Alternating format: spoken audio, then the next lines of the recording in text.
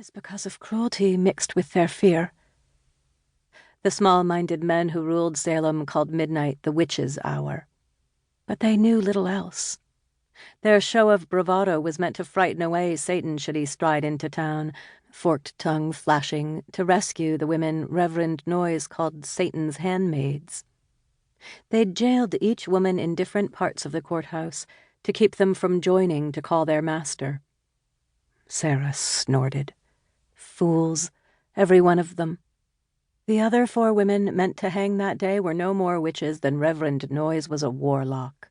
May that monstrous man's God give him only blood to drink for the misery he has caused, Sarah thought. And me, if I be a handmaid, it is for the Earth Mother Gaia.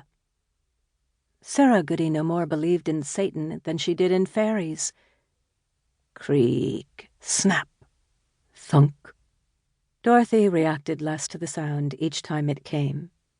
She snored softly, her restlessness abating, which left Sarah to focus completely on the spell. She had surreptitiously palmed a sprig of rosemary during the brief trip she and Dorothy had taken to the outhouse to relieve themselves. Sarah continued to silently recite her intent, over and over as she chewed the rosemary. Unaltered the fragrance aids memory.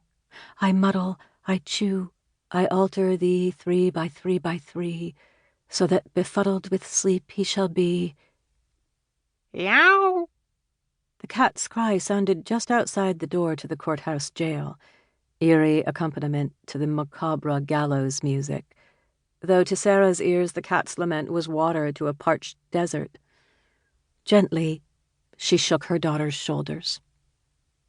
The child opened her moss-green eyes immediately.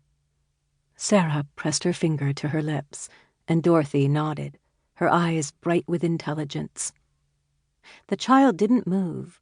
She didn't speak. She also didn't go back to sleep. Yow! God's teeth! Constable Grant, the junior guard, who went from room to room throughout the night to watch over the condemned, stood at his great oak desk.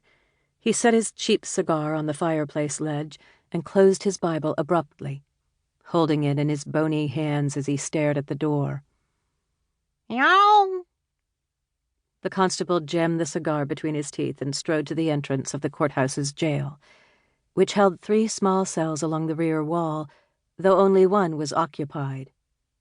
"Begone, foul beast of Satan!" he said around the cigar as he threw open the door and waved the Bible into the night.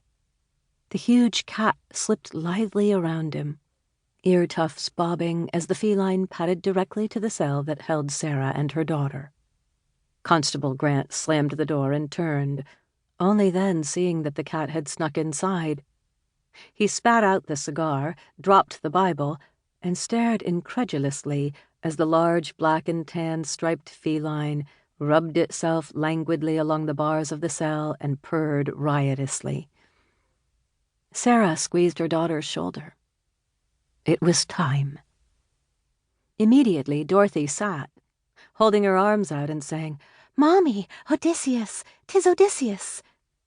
And then, just as they'd practiced earlier, the child trotted to the edge of their cell where she sat and reached through the bars with both hands to caress the cat, who was so unusually large he dwarfed, and intimidated, many of the village dogs. "Get the child back! Back, I say, Mistress Goode! I shall not abide Satan's beast." Constable Grant grabbed an iron fireplace poker and held it menacingly aloft as he threatened the purring cat and grinning child. Sarah squeaked a sound of motherly distress through the ball of masticated rosemary she held in her mouth and rushed to her child, and as the constable loomed over the massive cat, Odysseus met Sarah's gaze. She nodded.